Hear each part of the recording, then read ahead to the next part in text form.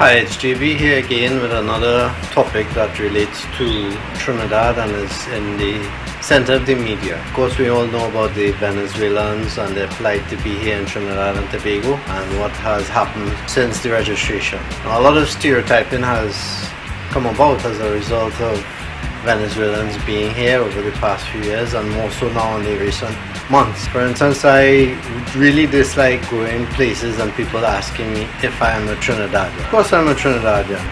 How does a Trinidadian look? And while immigration issues was a focus during the years and would come up now and again, mostly about people from Africa and probably Guyana, it has never surfaced in the media as much as it has about the Venezuelans.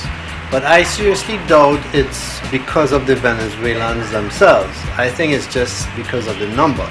So is the issue about the Venezuelans or the number of Venezuelans that are coming into Trinidad and Tobago? Now, while this is a hot topic, I am not sure if it would play as much as it has in the minds and hearts of people if it wasn't for the media's sensationalization about it. Now, I'm not saying it's a very critical issue, but at the period of time before the registration, I remember seeing articles, news, everything about Venezuela, Venezuelans in Trinidad, registration, here and there, employment and whatnot about the Venezuelans, what the Venezuelans doing. It was almost like all the news was about the Venezuelans, nothing about Trinidad. Even crime, which is something critical in this country at this point in time, was taken as second place to whether Venezuelans could be returned, whether they could get work, whether they could get schooling and so forth. Now, I do not blame the Venezuelans for wanting to come to Trinidad, and believe me, Trinidad is no great paradise to come to. But I do not blame them, because I try to think of myself as a parent.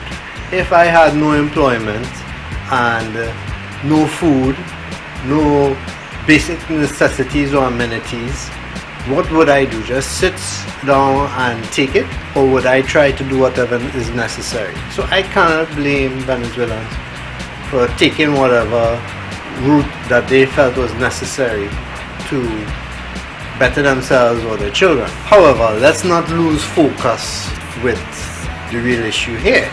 The real issue is not really about Venezuelans, otherwise we would have taken as much issue with the Nigerians or the Guyanese or whomever else comes in here illegally. The real issue here is about our borders not being secure. I mean, I can't tell you how much times I've read or seen articles or heard on the news somebody saying our borders are secure, everything is being taken care of, there are boats in patrol, there are immigration officers out, and yet still there are all these immigrants coming in illegally.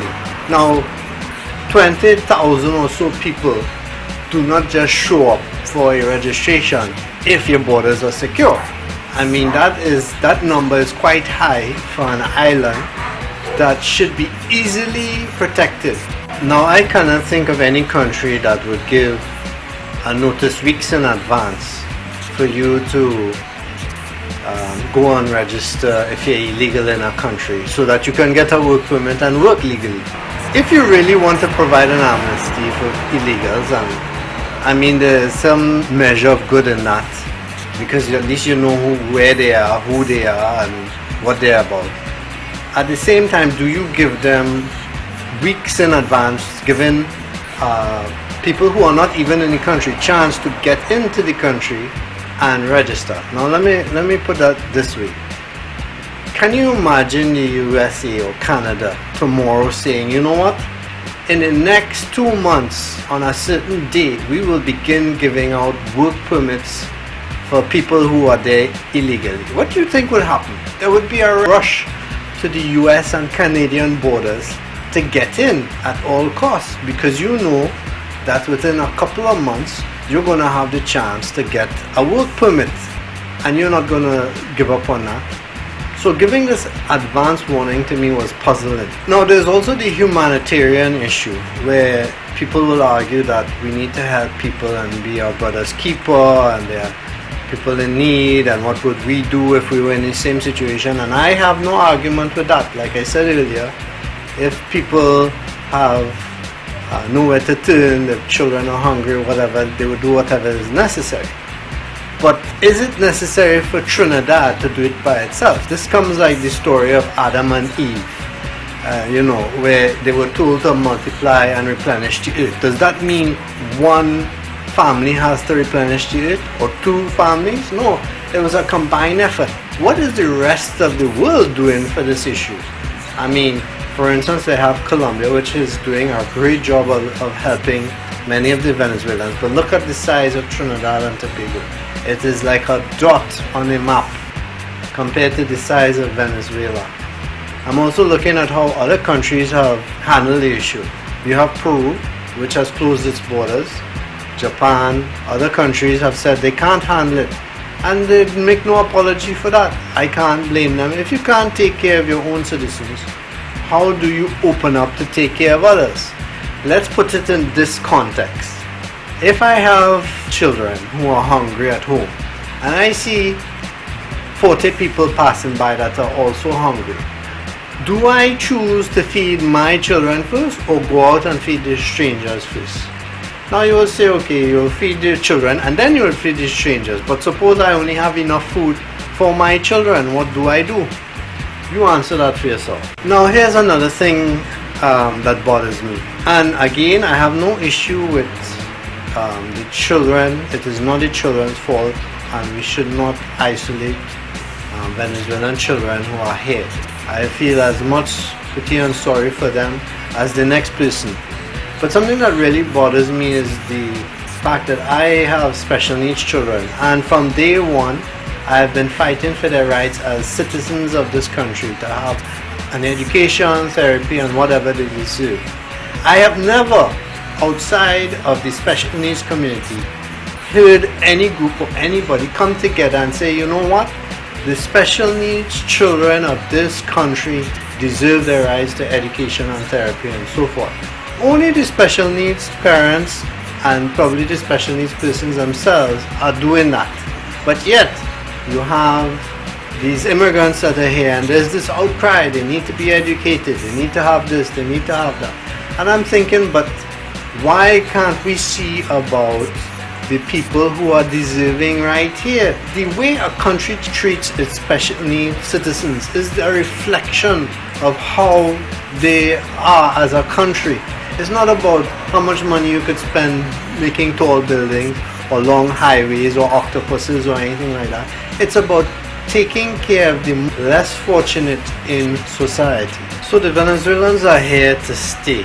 This idea that has been presented to us that they will go back in a year is just ridiculous to me, and I'll tell you why.